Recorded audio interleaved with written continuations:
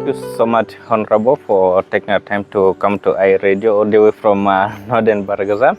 Maybe we can start with the introduction. Give us a brief introduction about yourself. Thank you very much, iRadio. I'm Honorable Garang Zakaria Lual, the Minister of Information and Communication, Northern Barkazal State. Wow. So let's start briefly about Northern Baragazan. Give us a brief overview about the state. How would you describe the security of the area and what's good about Northern Baragazan when somebody is listening to you or watching you? Yeah, thank you for asking that question. Northern Barkazal is one of the peaceful states in South Sudan because the state as a community that embrace peaceful coexistence. So the state is peaceful. Currently, with the Sudan war, Northern Barkazal state is hosting Sudanese refugees, 2,400 households and 11,822 people. These are Sudanese refugees that are stationed in Wedwell. These people are hosted by the community of Northern Barkazal State in Awul West County. Okay, So, is it, are they hosting them in the, just in the residential areas, or you have a refugee camp there in Northern Baragazan? yes, there is a refugee settlement in Wedwell. That is in Awul And then West how County. do you describe their situation then? Yeah, the situation is actually not that bad because UNHCR and other UN agencies like NRC are taking care of the refugees. The problem we have is with the returnees, the people from Northern Barkazal State who have fled from the war in Sudan. We have 56,000 households from the people of Northern Barkazal who returned from Sudan. These include 210,104 people. And These are the returnees who are from originally from Northern Barkazal State, and they have come back from Sudan are they during all the war. stationed in one area? I mean, in the town, in the Awir center, or they have also scattered to other parts of the state? No, the intention of the government and the refugee and the UN agencies who are helping us with these refugees and the returnees. The program was these people goes to where they come from. So they are spread across the 5 counties of Northern Barkazal State. There is no specific center where the returnees are being kept. What we have is only the refugee settlement in Wedwood, where the refugees are stationed, but the returnees are scattered. And then how would you describe describe the condition of the returnees, Honorable? Yeah, the condition of the returnees is so dire. Some of these people left to Sudan a long time ago. Others spent more than 30 years away. They have not been coming to South Sudan because of the war that was taking place before we got our independence. So these people got used to the life in northern Sudan. So when they came back, it's quite challenging. And these are one of the problems that we face as state government. And is there any intervention so far you doing as the state authority to respond to their needs? Yeah, we are responding as a state government, and we are also fleeing to our urging our partners, the international NGOs that are stationed in Northern Barkazal to support. And they are giving the support, the small support that they are giving to the returnees, but still that's not enough, because some of these families, they are huge families, and when they are supported with a small, it's a little thing, it's not enough. Okay. And we also have a challenge of some of these returnees who are saying they cannot even make it to their villages where they left during the war time. So now the government has identified a land in a place called Barhurut, where the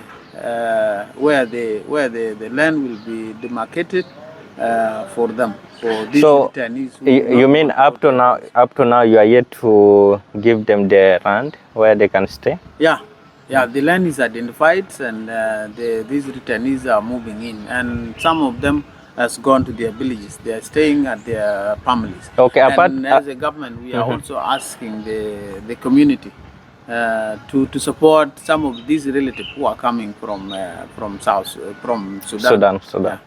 And then apart from that intervention, maybe of planning to give them the land, is there any other, other assistance is maybe the state authorities giving to them? Yeah, we as a state government, we don't have like maybe a food to support these families. What we do is sometime if there are a small number of families who need the support, the government always gets small food, and then we give to them. Then we ask the donors, and we are also in line with the Ministry of Humanitarian Affairs at the national level. They are also mobilizing some support in terms of food item that will be delivered to the returnees. And let's talk briefly about the implementation of the peace agreement. We understand that, the current government of South Sudan, being it at the national level, even at the states, is a coalition government. As part of, it came actually as a result of the 2018 revitalized peace agreement. So how is it being implemented in the state, Honorable Minister? Yeah, as I mentioned before, Northern Barghazal state is one of the peaceful states in South Sudan. We are implementing the peace agreement. The revitalized peace agreement is actually being implemented in Northern Barghazal state. In terms of government, like all the ministers from other parties like SAWA, the IO, participating in the state government with their full mandate, and they are executing their duties. For example, RRC is being run by a guy from IO, and he's doing his work. That's why we are able to know the number of returnees and other things and other activities to do with humanitarian. So with the peace agreement, Northern Barghazal, I think, is leading, because there is nobody who is asking you are from IO, you are from these other things. We work like in the cabinet, we work as ministers in the government of Northern Barghazal state who are serving our people. What of, for example, if a certain party wanted to register its members, let's talk about the IO or SOA. So are they permitted to do this, or even the SPRM? Yeah, they are doing their activities. The parties, they are doing their activities. The example I will give is about 2 months ago, the IO had a big rally in Awil East County where they opened their office, and it was so peaceful.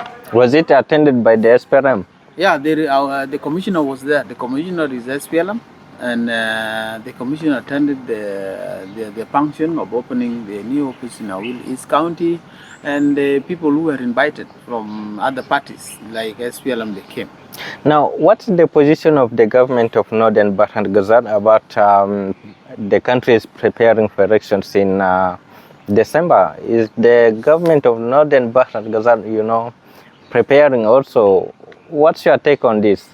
Yeah, as people in Northern Barghazal, we are eagerly waiting for the election to take place. Our people have a constitutional right to vote their leaders, and they only have this chance before we even got independent. So now, since we got independent as a country, the people need to exercise their right, which is a constitutional right to vote their leaders. So people of Northern Barghazal are waiting, and the government is prepared. And for the last month, our governor had a tour of some of the areas in Awil East County, because the base was to see how the people are staying. These are in highland areas far from the capital city, which is a will. So the governor went for a visit to see the situation the people are in, and one of the messages we were giving was to make them aware that in December 2024 there's going to be election, because the election is the only thing that is going to get the people of South Sudan out of the situation we are in. And then of recent, the National Elections Commission, different commissioners actually been visiting some of the states. Have they so far come to your state, and what was the interaction between the NEC officials and then the government of Northern Bahar Ghazal state? Yeah, we received the chairperson actually, Bendiko Akok, and about 2 commissioners. They came to Northern Bahar Ghazal state, and they interact with the political parties, and it was so amazing that even these guys were all together, the IO, the SAWA, everybody was in the room, and he was so impressed, you know, by the cooperation which he saw among the political parties in Northern Bahar Ghazal state, and he has seen the readiness. We gave him a land which is going to be used by the state's High Commission for the election. We have shown him the offices, we have seen the facilities, and he was so happy. So when they came what's there in that facility? Is it having some structures in that land? Yeah, offices. Yeah, it contained offices, and then there were 2 warehouses. These were used in 2010 election, so they need some repair. So that election office in Northern Bahar Ghazal is ready. So if when we discussed with him, he said they are going to work on doing renovation in those offices. So the election commission office in Northern Bahar Ghazal. What of the appointment of the state high commissions, commissioners or committees? Yeah, there were names that those were submitted. He was there last month, and I think the political parties even agreed on names of the people that they proposed for the position of the chairperson of state high committee for election. So how many people? This thing is staying in the next office there. How many people have you so far recommended for the positions? How many names were given? There were about 5 names, of which one will be selected to be a chairperson. Others will be commissioners. And then what was the criteria of coming up with these names? Yeah, the criteria was people, you know, as I told you, people of Northern Bahar Ghazal states are peaceful people, and they are easy to understand each other on doing their affairs. So when he met, the criteria was there were youth, there were women, and the members of the political parties. So the criteria was they have to look for the names of people with high integrity. So, and they know each other. So the names were given out, and people has to agree. It was like kind of getting consensus. People has to agree for someone. So this is what they did. We were not there actually. Me from SPLM, we were represented by our political party, who went there, and then they used, and then it was peaceful, and he took the names. Okay, the final discussion, the final area of our discussion is about agriculture. Northern Bahar Ghazal is one of the states, having a wheat rice scheme, and then also communities there are engaged in both agriculture, and then others are also pastoralists. So briefly talk to us about farming in general in Northern Bahar Ghazal state. What do we expect in this season? Yeah, people are ready, as I mentioned before. People are ready for election, and people are always ready for farming. Northern Bahar Ghazal state is one of the states that has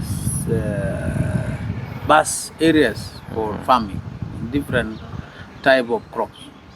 Like you have highland for farming, maybe groundnuts and simsim and other things. We have lowland areas where you have to do the rice farming, which is a wheat rice scheme, and you have a place called Tonchol.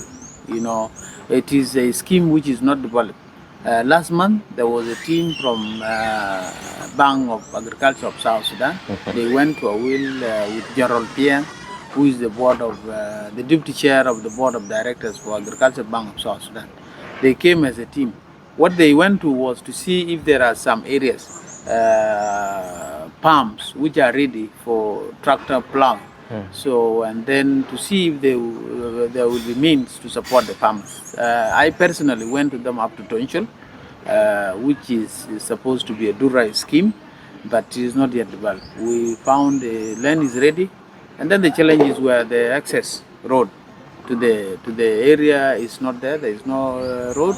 Then there is no water, and then the security for the farmers. So we were expecting the agriculture bank to come in. Agriculture needs investment.